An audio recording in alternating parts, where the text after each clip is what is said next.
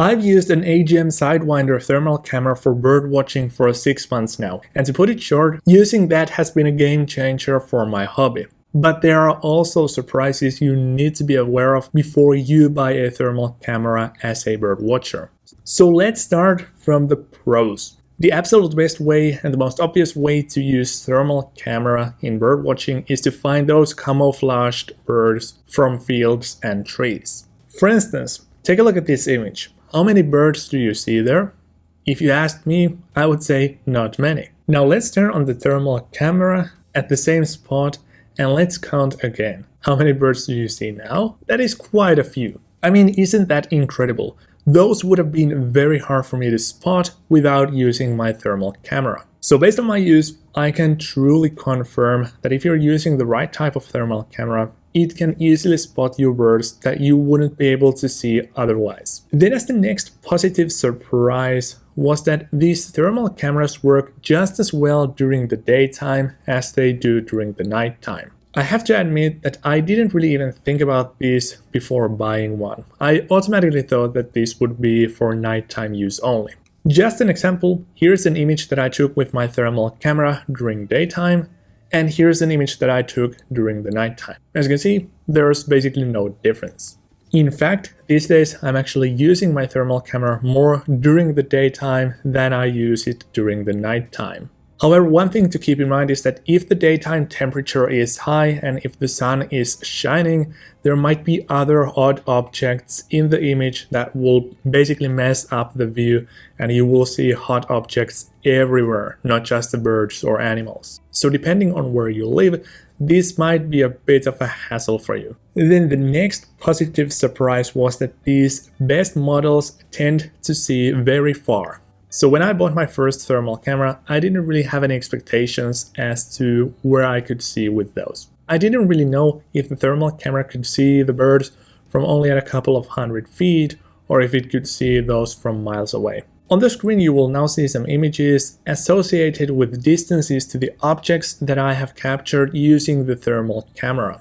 Based on my experience, my thermal camera can easily spot birds from half a mile all the way up to 1 mile away from me. Obviously, the smaller the bird, the harder it is to spot. And obviously, if it's hiding, for example, if it's sitting on the other side of a tree or if there's some grass growing in front of it, then you can't really see it even at a shorter distance. Then as the next positive thing that I have noticed is that the thermal camera simply saves your time. And obviously what I just said is entirely dependent on your relationship with your bird watching hobby. Some people just want to go out there and find birds at random. But for example, for me, who is a newcomer to the hobby, I want to catch up with the best bird watchers fast. So I want to be able to identify birds quickly, and I want to be able to be a top team member in these competitions and whatnot. So what I want to do is I need to get a lot of repetitions in. And to get the repetitions, all I literally need to do is go out there on a bird watching tower and turn on the thermal camera, and I will instantly see all the birds around me. And this is very useful because then I get to the challenging part, that is the identification of the birds, which is something where I need to do a lot of practice to be able to identify, let's say, the top 100 or 200 most common birds here in Finland. So in this sense, a thermal camera is a time saver. But obviously, this depends on how you play the hobby. Then obviously, another benefit of having a thermal camera is that it gives you this kind of a third eye. And it is especially useful here in Finland, where we have like 2, 3, even 4 months where the daylight only lasts for like 7 hours or something like that. So in those times, it is very hard to spot any birds because most of that daylight time is spent inside while doing my job. So basically what I can now do is with my thermal camera, I don't really need to worry about the time of the day. I can just head outside and, for instance, go watch some owls during the nighttime. Then another super useful feature on my thermal camera is that it is compact and small.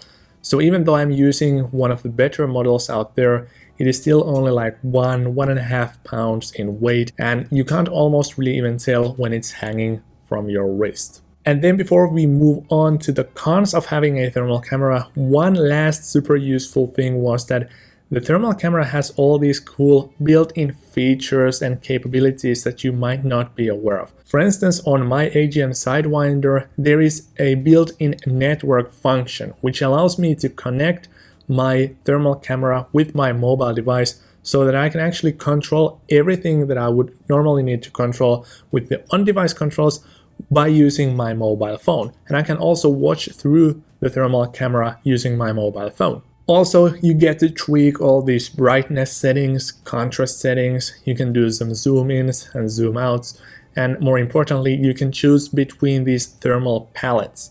So for instance, some of these are good for finding the objects, while the other ones are better for identifying the objects. And all of these features were something I didn't really expect to have on my thermal camera. But now let's move on to the cons of having a thermal camera. Now, one of the biggest problems I've had with my thermal camera is what I call a tilt burn or tilt burns. And what this means is that once you take your thermal camera and you tilt it upwards and you look at the treetops, if there is a clear sky behind it, it will absolutely burn all the treetops because it thinks that those treetops are hot objects simply because the sky is so cold.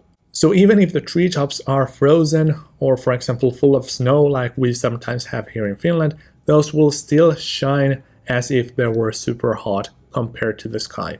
And this is problematic because the birds love trees, and if you have a clear sky, you can't really spot birds from the treetops if the sky is in the image at the same time. Obviously, you can fix this issue by looking at those at a further distance, or you can also tweak the brightness and contrast settings, and then also if you have a cloudy sky, this is not as big of a problem. But that's something that is really annoying, and only now I have really gotten used to that. Then the next con of having a thermal camera is that you can indeed spot the birds with it, but you can't really identify those. Sure, you can tell the size of it, especially if you're looking at it at a closer distance, and you can tell like the main category, but you can't really tell the subspecies.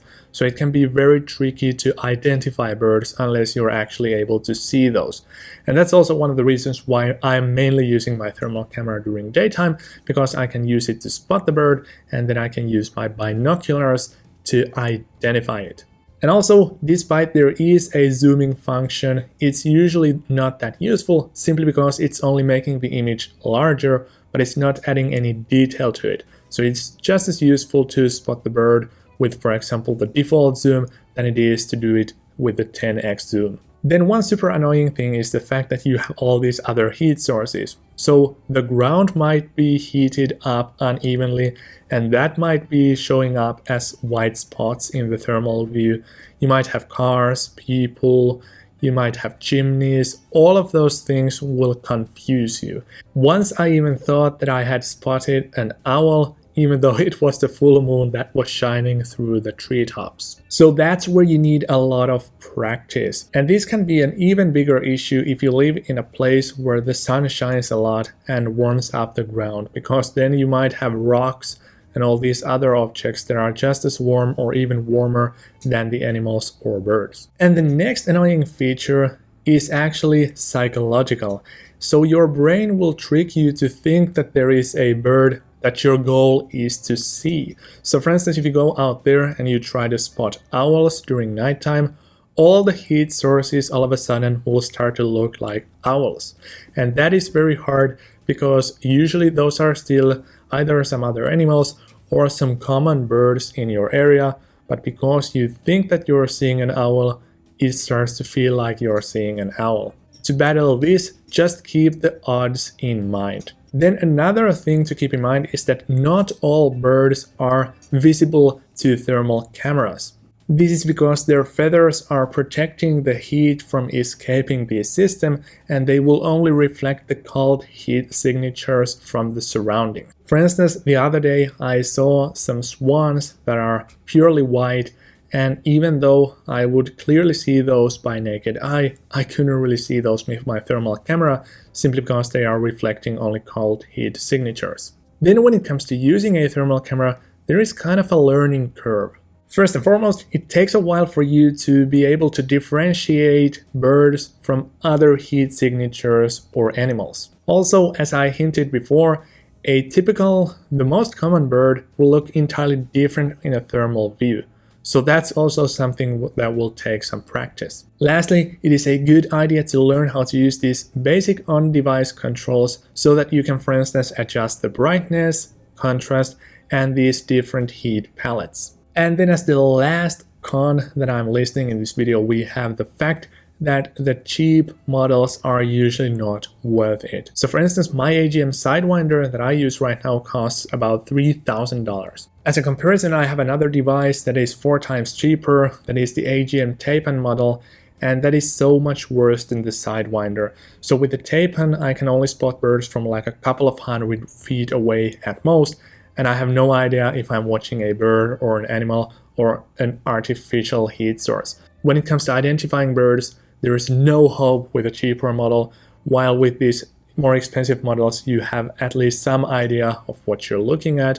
And also with these more expensive models you can see so much farther. And as I said, my favorite thermal camera for bird watching is the AGM Sidewinder that I'm currently using, and if you want to try it, I have arranged you a discount that you can find in the description as well as the top comment of this video.